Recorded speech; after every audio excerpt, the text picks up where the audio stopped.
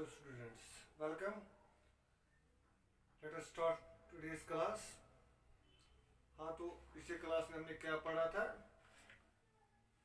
Forest and wild life resources. उसमें मैंने आपको बताया था बायोलॉजिकल डाइवर्सिटी या बायोडाइवर्सिटी के मुतलिक। तो हमने ये भी देखा कि फ्लोरा एंड फौना की क्या इम्पोर्टेंस है हमारे लिए, एग्जिस्टेंस उनकी कितनी ज़रूरी है। तो हमने उसी के मुझे पढ़ा और हमने क्लासिफिकेशन जो IUCN international union for conservation of nature and natural resources जो क्लासिफिकेशन है उन्हें कैसे फ्लोरा एंड फौना या हम कहेंगे प्लांट्स एंड एनिमल स्पीशीज को कैसे उन्होंने क्लासिफाई किया मुख्तलिफ कैटेगरीज में, जैसे endangered species, vulnerable species, real species, endemic species and extinct species. तो उनके बारे में पिछले क्लास में मैंने आपको बताया। आई होप आपने वो अच्छी तरह से समझ लिया होगा। तो आज की क्लास में हम बात करेंगे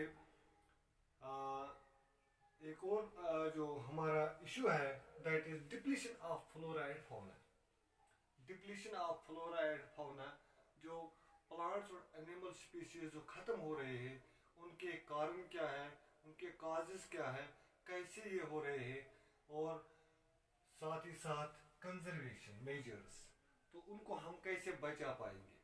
क्या क्या मेजर्स उठाए हैं गवर्नमेंट ने, सेंट्रल गवर्नमेंट ने, स्टेट गवर्नमेंट्स ने क्या क्या इकदाम उठाए हैं ताकि उन स्पीशीज को हम बचा पाएंगे, और जो इंडेंजर्ड है या जो वल्नरेबल है तो उनके लिए हमने क्या क्या इकदाम उठाए हैं। तो ये हम आज के क्लास में पढ़ेंगे। तो स्टूडेंट्स, पहले हम देखेंगे डिप्लीशन ऑफ जो फ्लोरा एंड फौना है। जो फ्लोरा एंड फौना जो खत्म हो रहे हैं उनके काजेस क्या है। तो दो तरीके से हम इनको देखेंगे। एक तो वो पीरियड है before independence, when India was a colony. यानी कॉलोनिज्म पीरियड जो है, कॉलोनिज्म आपको पता ही है, जो कॉलोनियल पीरियड था, कॉलोनीज ये फॉरेनर्स जो यहाँ रूल कर रहे थे, उनमें ब्रिटिश था, ईस्ट इंडिया कंपनी, फ्रेंच था, और भी कंट्रीज थी जो पोर्चुगीज थे, तो वह यहाँ रूल कर रहे थे। तो उस दौरान जो डिप्लीशन हुई है, जो हमारे रिसोर्सेज फ्लोरा एंड फौना ये जो खत्म हुए हैं, तो उन्होंने क्या क्या ऐसा किया कि कौन कौन से एक्टिविटीज उन्होंने की है जिसकी वजह से हमारी रिसोर्सेज ऑलमोस्ट खत्म हो रही है। तो उसमें हम देखेंगे, जैसे आपने पिछले 9th क्लास में आपने पढ़ा होगा, जो पहला जो उन्होंने जो एक्ट किया है, that was expansion of railways. Colonial period में जो रेलवेज की एक्सपेंशन होगी, तो रेलवेज जो बढ़ाया गया, तो रेलवेज के लिए क्या चाहिए थे, स्लीपर्स जो आज कंक्रीट लगाए जाते हैं, तो उस वक्त जो लकड़ी के जो स्लीपर्स हुआ करते थे वो रेलवे लाइन में बिछा दिए जाते थे। तो उनके लिए जो दरख्त काटने पड़ते थे और जंगलों का सफाया किया गया टू गेट द स्लीपर्स। तो इसके अलावा जो कुछ जो शिप बिल्डिंग में काम आते थे, तो वो लकड़ी भी जंगलों से हासिल की जाती थी। इस तरह एक्सपेंशन ऑफ रेलवेज जो हुई है, तो उससे जंगलों का काफ़ी लॉस हुआ है। दूसरा जो है साइंटिफिक फॉरेस्ट्री, जो दूसरा उन्होंने किया, साइंटिफिक फॉरेस्ट्री उन्होंने इंट्रोड्यूस किया। ये साइंटिफिक फॉरेस्ट्री के मतलब भी आपने 9th क्लास में पढ़ा होगा। ये एक ऐसा एक कदम था जिसके तहत कि एक ही किस्म के, एक ही वैरायटी के जो पेड्स है वो उगाए जाते हैं, पौधे जो प्लांट्स उगाए जाते थे, तो बाकी को ख़त्म किया जाता था। उससे क्या नतीजा निकला, उससे ये चीज़ हो गई कि जो एक ही किस्म के जो पौधे तो वजूद में आ गए, लेकिन बाकी जो है बाकी ख़त्म हो गई। मुख्तलिफ जो वैरायटीज़ है तो वो ख़त्म हो गई इन प्लांट्स की। और साथ ही साथ जो कमर्शियल फॉरेस्ट्री को वजूद में लाया गया, तो सिर्फ वही जो कमर्शियली इम्पोर्टेंट ट्रीज थे उन्हीं को ज़्यादातर बढ़ावा दिया गया। जैसे आप साल की बात करेंगे तो उसकी जो तादाद है वो बढ़ाई गई, और जो बाकी जो ट्रीज हैं तो उनको ख़त्म किया गया। इस तरह ये इकदाम या माइनिंग वो करते थे, कंटिन्यूसली वो एक्सट्रैक्ट रिसोर्स करते थे, उसकी वजह से लार्ज ट्रैक्ट्स ऑफ लैंड वो ख़त्म हो जाते थे, फॉरेस्ट लैंड। तो ये कुछ ऐसी चीज़ें थी जो ब्रिटिश पीरियड जो कॉलोनियल पीरियड में हुआ है, जिसकी वजह से loss of flora and fauna हुआ है, और ये आहिस्ता आहिस्ता उनकी तादाद कम होती गई। तो लेकिन जब हम देखते हैं जब इंडिया आज़ाद हो गया, जब इंडिपेंडेंस जब हासिल किए हिंदुस्तान ने, आफ्टर इंडिपेंडेंस क्या हुआ, क्योंकि अगर हम देखेंगे कॉलोनियल पीरियड में तो ये जो फॉरेस्ट लैंड को कन्वर्ट करते थे, एग्रीकल्चर में उसमें कन्वर्ट करते थे, लेकिन वो कमर्शियली इम्पोर्टेंट जो क्रॉप्स ग्रो करते थे, लेकिन ये एग्रीकल्चर एक्सपेंशन यही नहीं रुका, बल्कि ये बढ़ा after independence. This process also continued, ये प्रोसेस जारी रही, और एग्रीकल्चर एक्सपेंशन जो हुई है, जो एग्रीकल्चरल लैंड थी उसको बढ़ाने की कोशिश की गई है, जिसकी वजह से फॉरेस्ट लैंड को ख़त्म किया गया, और ये ट्रीज जो फॉरेस्ट ट्रीज वगैरह उनको ख़त्म किया गया। तो जिसकी वजह से सिर्फ फॉरेस्टर्स या हमारे जो फ्लोरा है, ट्रीज प्लांट्स, जो सिर्फ वो खत्म हुए, बल्कि उन जगहों पर जो रहने वाले जो जानवर थे, एनिमल्स थे, वो उनकी हैबिटेट भी ख़त्म हो गई। इस तरह अगर हम देखेंगे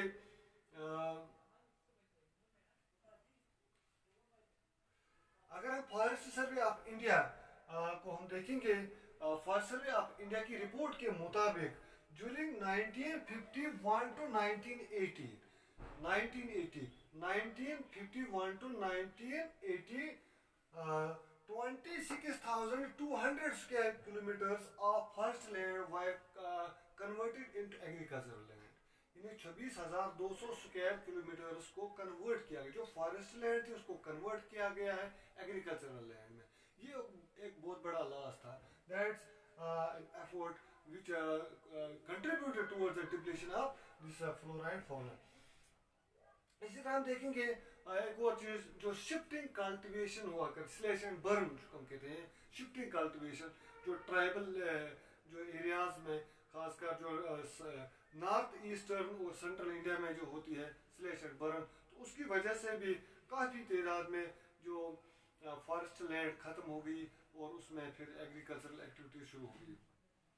इस तरह क्योंकि ये जो कुछ आफ्टर इंडिपेंडेंस, एक तो जो हम देखते हैं एग्रीकल्चर एक्सपेंशन वो कंटिन्यू हो गई, दूसरा जो हम देखते हैं शिफ्टिंग कल्टीवेशन जो थी स्लैश एंड बर्न, तो वो भी उसने कंट्रीब्यूट किया है लॉस ऑफ दिस बायोडाइवर्सिटी। और जो तीसरा है जो हम देखते हैं large scale developmental projects, large scale developmental project also contributed towards the depletion of this flora and fauna।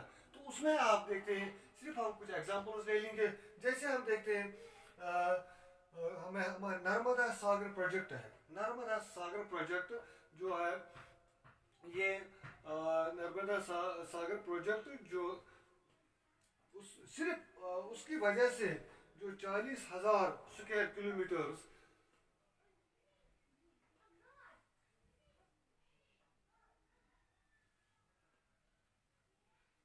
कि नर्मदा में, यहाँ एक बात आपको बताऊं, जो नर्मदा सागर जो प्रोजेक्ट है ये मध्य प्रदेश में है, तो उसकी वजह से 40,000 हेक्टेयर्स ऑफ फॉरेस्ट लैंड खत्म हो रही है। 40,000 जो हेक्टेयर्स फॉरेस्ट लैंड वो खत्म हो रही है। इसी तरह जो ओवरऑल हम देखते हैं लार्ज स्केल डेवलपमेंट प्रोजेक्ट जो है, की वजह से जो इतना ही नहीं बल्कि और भी बहुत सारा जो लॉस ऑफ बायोडाइवर्सिटी हुआ है। इस तरह माइनिंग एक और कॉज है, माइनिंग जो माइनिंग हम करते हैं, that's extraction of resources from earth, तो उसके वजह से भी काफ़ी लॉस हुआ है जो बायोडाइवर्सिटी का। जैसे हम देखते हैं वेस्ट बंगाल में जो हमारे पास बक्सा टाइगर रिजर्व है, वो it is also threatened due to this dolomite mining. तो ये दूसरा मैं आपको एग्जांपल दे रहा हूँ। तो इस तरह एक और चीज़ है जो ओवर ग्रेजिंग, इसे पिछले क्लास में आपको बताया, ओवर ग्रेजिंग या फ्यूल वुड कलेक्शन। तो इसकी वजह से भी ये भी एक बहस है, एक डिस्कशन है, उसकी वजह से कितना लॉस हो रहा है हमारे जो फॉरेस्ट्स की, या हम फ्लोरा जो है उसको कितना लॉस हो रहा है। तो ये भी ये ऐसी जो चीज़ें हैं, जैसे मैंने कहा माइनिंग है या लार्ज स्केल डेवलपमेंट प्रोजेक्ट्स हैं या एग्रीकल्चरल एक्सपेंशन है या हम कहेंगे जो इंडस्ट्रीज है।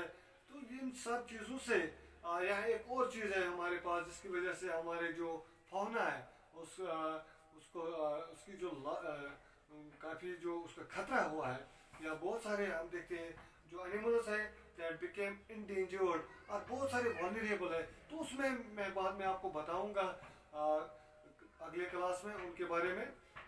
तो यहाँ हम देखेंगे जो ओवरऑल जो समराइज करके हम बताएंगे तो क्या हुआ, कौन कौन से फैक्टर्स रिस्पॉन्सिबल है। तो एक वो है जो हैबिटेट डिस्ट्रक्शन, जैसे डिफॉरेस्टेशन हमने की है बिकॉज ऑफ वेरियस रीजंस, जैसे मैंने आपको बताया। तो इससे हैबिटेट जो डिस्ट्रक्शन हुई है, जो एनिमल्स की रहने की जगह जो खत्म हो गई है, तो ये खत्म हो गई। उसी तरह हंटिंग भी एक इशू रहा है जिसकी वजह से जो फौना खत्म हुई है।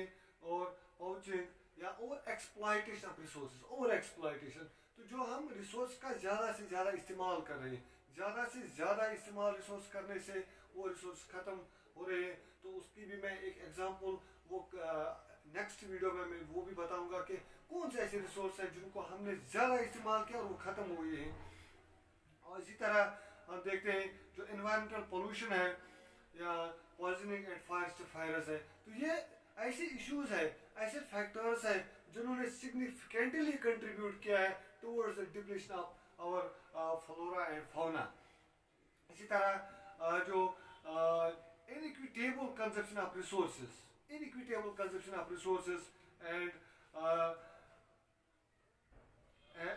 and differential sharing of responsibility और environmental well-being। और जैसे हम रिसोर्स का इस्तेमाल करते हैं लेकिन जब हम रिस्पॉन्सिबिलिटी की बात आती है तो वो हम शेयर नहीं कर पा रहे हैं। तो बहुत सारे, जैसे मैंने पिछले क्लास में भी आपको बताया, जो डेवलप्ड कंट्रीज हैं वो ये कह रहे हैं कि नहीं, जो अंडर डेवलप्ड कंट्रीज है उन्हीं की वजह से जो इन्वायरमेंटल डिग्रेडेशन हो रही है। लेकिन हकीकत में ये है कि जो डेवलप्ड नेशंस है they consume 40 times more resources than the poor or these underdeveloped countries। इसी तरह जो हम देखते हैं जो कॉन्सिक्वेंसेज जब हम देखते हैं तो कॉन्सिक्वेंस क्या निकले हैं जब हम ऐसे जो एक्टिविटीज़ करेंगे जिनकी वजह से हमारा ये वैल्यूएबल रिसोर्स ख़त्म हो रहे हैं, जैसे वो प्लांट्स हो या एनिमल्स हो या इंडेंजर्ड बन जाते या वल्नरेबल बन जाते हैं, तो उससे अल्टीमेटली जो बायोडाइवर्सिटी का जो लॉस हो रहा है या ultimately it affects us collectively. तो ये इसके असर जो हम सब पर पड़ रहे हैं और जो लिविंग सिस्टम है, जो बायो सिस्टम है, उसको अल्टीमेटली खतरे का सामना करना पड़ता है। जैसे आज हम देखते हैं इन्वायरमेंटल डिग्रेडेशन, ग्लोबल वार्मिंग या हेल्थ इश्यूज, ये these all are because of these activities that led to the depletion of this valuable resource। तो अब जो ये सब चीज़ें जो हो रही है, जैसे हमने पिछले क्लास में कहा, इस क्लास में भी आगाज में कहा कि इंडेंजर्ड स्पीसीज है, वल्नरेबल है, एक्सटिंक्ट है, जो डिफरेंट कैटेगरीज बताई गई है। इस तरह उन सब चीज़ों को लेकर अब हम क्या करेंगे, कैसे क्या इकदाम उठाएंगे ताकि हम उन चीज़ों से बचेंगे। जो अभी जो स्पीसीज हैं जो इंडेंजर्ड है इनको प्रोटेक्ट करेंगे, जो वल्नरेबल है उनके लिए सूटेबल एनवायरनमेंट प्रोवाइड करेंगे ताकि उनकी पॉपुलेशन ख़त्म न हो जाए, ताकि हम ज़्यादा से ज़्यादा सफ़र नहीं कर पाएंगे। तो यही काज है कंजर्वेशन क्यों ज़रूरी है। तो कंजर्वेशन ज़रूरी इसीलिए है ताकि हम जो इकोलॉजिकल डाइवर्सिटी है उसको प्रिजर्व करेंगे, या जो हमारा लाइफ सपोर्ट सिस्टम है, जैसे एयर है, वाटर है, सॉइल है, तो उसको हम बचाएंगे। या जेनेटिक जो डाइवर्सिटी है प्लांट्स एनिमल्स की, तो उनकी बेटर ग्रोथ हो जाए, उनकी अच्छी तरह से ग्रोथ भी हो जाए और ब्रीडिंग भी हो जाए। तो ये रीज़न है। एक बार फिर मैं बताऊंगा कि क्यों हमें कंजर्वेशन की ज़रूरत पड़ती है। कंजर्वेशन यानी उन चीज़ों को, यानी फ्लोरा एंड फौना ये प्लांट्स हैं एनिमल्स उनको बचाने की क्यों ज़रूरत पड़ती है, क्यों हम कंजर्वेशन मेजर्स उठा रहे हैं, तो उसका जवाब मैं आपको ये बताऊंगा। Conservation preserves the ecological diversity and our life supporting system like air water soil. Besides, it preserves a genetic diversity of plants and animals for better growth and breeding. तो ये जो कंजर्वेशन है उससे जो हमारा इकोलॉजिकल डाइवर्सिटी है वो हम बचाते हैं, और हमारा जो लाइफ सपोर्टिंग सिस्टम है जैसे एयर है वाटर है जो सॉइल है तो उसको हम बचाएंगे। और इतना ही नहीं बल्कि जो मुख्तलिफ जो जेनेटिक जो डाइवर्सिटी है स्पीशीज़ की तो उनको भी हम बचाएंगे, जैसे प्लांट्स एनिमल्स उनका ग्रोथ कैसे होगा और वो कैसे ब्रीडिंग कर पाएंगे। तो इसी तरह जब हम देखते हैं तो क्या इकदाम हुए हैं कोई कंक्रीट, तो हमने देखा है कि वाइल्ड लाइफ एक्ट जो 1972 में गवर्नमेंट ने पास किया है, Indian wild life protection act 1972 ये पास हुआ था। उस एक्ट के तहत बहुत सारे इकदाम उठाए गए जिनकी वजह से हम जो फॉरेस्ट एंड वाइल्ड लाइफ है उन रिसोर्स को बचाने की कोशिश की गई है। और न कि सिर्फ जो प्लांट्स एंड एनिमल्स हैं उनको किस तरीके से बचा गया, क्या क्या इकदाम उठाएंगे। तो सबसे पहले मैं बात करूंगा जो हम देखते हैं वाइल्ड लाइफ ट्रेड है उसको रिस्ट्रिक्ट किया गया। वाइल्ड लाइफ ट्रेड है उसको रिस्ट्रिक्ट किया गया और इस तरह बैन किया गया।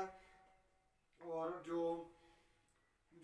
इंडेंजर्ड स्पीशीज हैं जो उनको प्रोटेक्शन दे दी गई, वाइल्ड लाइफ सेंचुरीज बनाई गई और इसी तरह नेशनल पार्कस बनाए गए, और जो हम देखते हैं बायोस्फीयर रिजर्व्स बनाए गए। जिसे हमने कंट्री में अभी हम देखते हैं 566 वाइल्ड लाइफ सेंचुरीज बनाई गई जिसमें उन स्पीशीज को प्रोटेक्शन दिया गया, और जो इंडेंजर्ड है या वल्नरेबल है उनको बचाने की कोशिश की जा रही है। इसी तरह 104 नेशनल पार्कस बनाए गए जहाँ मुख्तलिफ जो इन्वायरमेंट उसको बचाने की कोशिश की, साथ ही साथ जो नेशनल पार्क्स में उनको जो पब्लिक रिक्रिएशन वगैरह भी मिलता है, इंजॉयमेंट भी मिलती है। तो इस तरह एक नेचर इन्वायरमेंट क्रिएट किया जा रहा है। और साथ ही साथ 18 बायोस्फीयर रिजर्व्स भी बनाए गए। जैसे मैं आपको समराइज करके बताऊंगा, इन सिटू एंड एक्सटो जो प्रोटेक्शन दिया गया है जो फ्लोरा एंड फौना को 18 बायोस्फीयर रिजर्व्स बनाए गए। बायोस्फीयर रिजर्व्स वो एरियाज होते हैं जहाँ एनिमल्स को प्रोटेक्ट किया जाता है इन देयर नेचुरल हैबिटेट, उसी एरिया को कवर किया जाता है, उसी एरिया में उनको पूरा जो तहफ़्फ़ुज़ दिया जाता है। तो इस तरह जो बहुत सारे जो ये इक़दाम उठाए गए हैं तो इनका जो एम था to protect to preserve this our valuable resource जैसे बोथ फ्लोरा एंड फौना।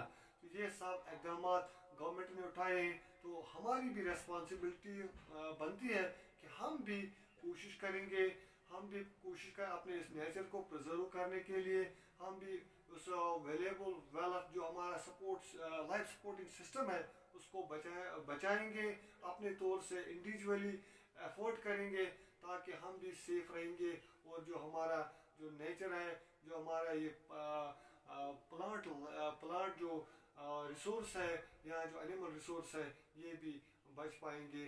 और क्योंकि मैंने पहले ही कहा देयर इज एन इंटरडिपेंडेंस, वो कि फंक्शन जो है फंक्शन अलग अलग है या हम कहेंगे जो फॉर्म अलग अलग है, लेकिन there is an interdependence between these different organisms.